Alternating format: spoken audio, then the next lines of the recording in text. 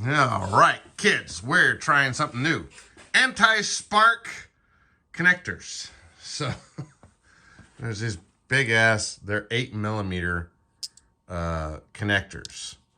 And they've got this cool anti-spark thing that's supposed to stop the spark. Because I'm already looking into, so you can see down inside this one.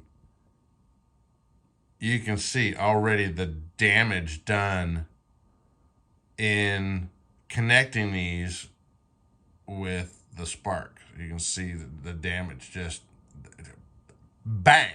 It didn't sound real loud.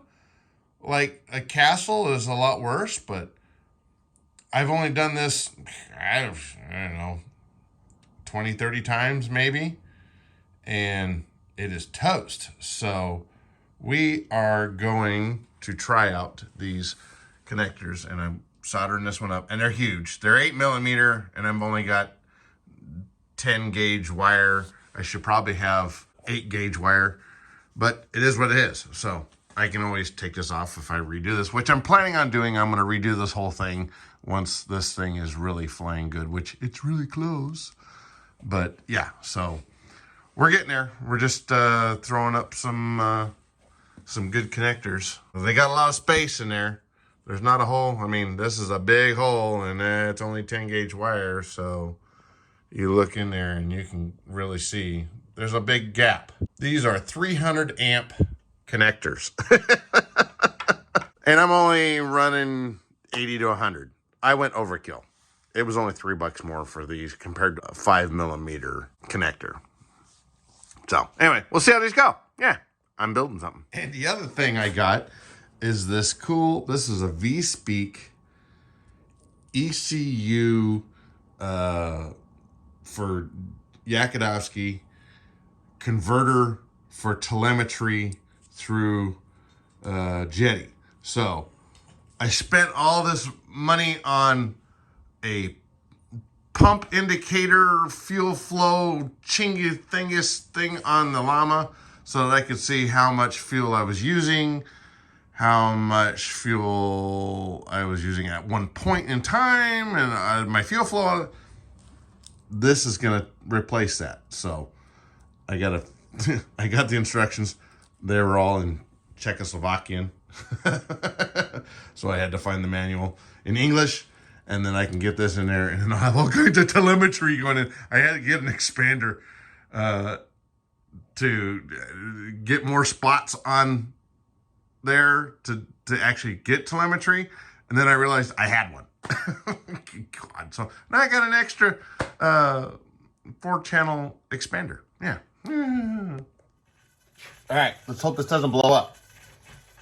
I've got my new connectors on this side, and it was weird. They had these connectors, which are all covered and not exposed on the ESC side, while having these giant bullet connectors on the battery side, which is an exposed freaking thing. You know, these touch, boom, done. So I swapped it.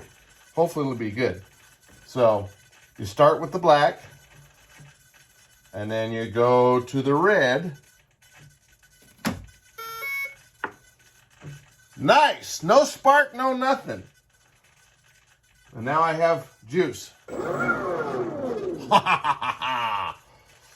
And you just take it off on that side and off on this side.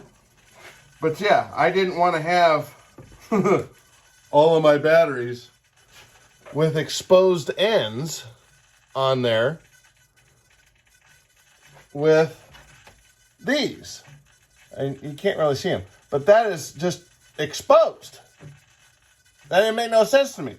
So I actually put the unexposed ends on the power so that this is all protected with covering and all that kind of good stuff. So if you happen to get the JETI anti-spark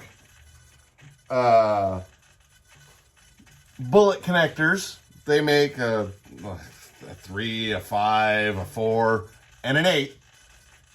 300 amps is what it's supposed to do. Put those ends on your battery side so that there's no exposed just shit just waiting to be contacted out there. So anyhow, there you go. We got it. Getting on it. Got to melt something. So if you see, I got my 5,000, 5,000, 10,000 altogether through all these connectors. And if you had this sitting out as you're trying to plug in your batteries, that's just an exposed, bare freaking thing just sitting out there waiting to make contact and go boom. So I put the anti-spark, and it's just one. It has a bunch of resistors in here. So you start with the black side, and then you go to the red side, and it doesn't spark, which is nice. So I pulled out the two ends that were inside my EC5, and yeah, you can see where it was sparking and carrying on and doing damage to it. So this might become a trend for the rest of my stuff. You never know. It was 17 bucks for the whole thing for these big, I mean, these are big giant ones, 300 amps. They have smaller ones and they're a little bit cheaper, and then you can get a pack of 5. So, but anyway, yeah, that worked really good. All right, get out there and build something. Get out there and plug something in and not blow shit up.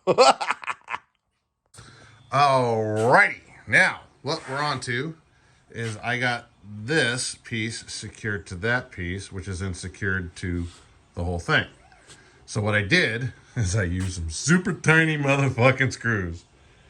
So these screws here, that one, that one, that one, are 1 millimeter by 3 millimeters long. These are the ones that hold the whole thing on, and those are a 0 by 1/4 inch. So yeah, these are tiny, teeny, tiny ass screws. Now, my theory and my hope is that the 1 millimeter screws are going to hold this plate along with this. This is going to get soldered to the brass, and that'll be my cover, because that's about what it is for the full size. So I have these big screws, and I've got 5 of these. I've got one here, one there, one there, one there, one this side, and then one in the middle. Then I can take the whole thing off. Theoretically, that's what I'm going for. All right, here are the difference in sizes of screws. The one that just fell off is a number 1 by 1/4 inch. That one there is a 0 by 1/4 inch, and then that is the 1 by 3 millimeter. So you can see it's an absolute pain in the ass to try to get these screws in there, and you can kind of see the difference in the head size on those two that are there. So the one on the far left is a number 1, then a 0, and then my 1 by 3 millimeter screws. So yeah, they're a teeny tiny pain in the ass. So I've got drill bits. So this is my clearance, and then this is the one to get the bite into it. And I'm actually smart enough that I write them down on here. 0.080 for the drill to get the threads, and then 0.105 or a 0.1 will clear the whole screw and still have enough to have the head actually sit on something and actually hold it down. So yeah, now what we got to do is we got to get this onto there. Yeah, that's the next freaking thing I got to try to do. This will be fun. And here is what the full size looks like. And I have to use the existing screws, so I had to tape everything, drill it through, and make sure it all worked.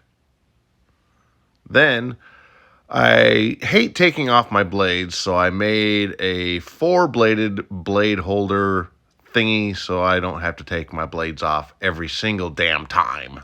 Okay, kids, get out and build something.